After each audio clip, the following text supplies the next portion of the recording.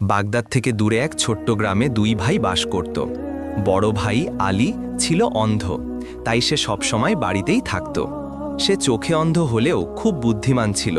তার অভিজ্ঞতা এতটাই বেশি ছিল যে সে সবকিছু এমনভাবে বিচার করতে পারত যেন সে সবকিছু নিজের চোখেই দেখেছে, এবং জিনিসগুলো এমনভাবে অনুভব করতে পারত যে একজন চোখে দেখতে পাওয়া মানুষও সেভাবে অনুভব করতে পারত না। তার ছোট ভাই হাসান একজন কৃষক ছিল, যে নিজের জমিতে চাষবাস করত, কিন্তু খেতে পশুদের আসার কারণে ফসল নষ্ট হয়ে যেত। এতে হাসান খুব চিন্তিত ছিল। সে পশুদের তাড়ানোর অনেক উপায় চেষ্টা করেছিল, কিন্তু প্রতিবারই ব্যর্থ হতো। তবুও কোনো না কোনো পশু তার ফসল নষ্ট করে চলে যেত। একদিন তার মাথায় একটা বুদ্ধি এলো।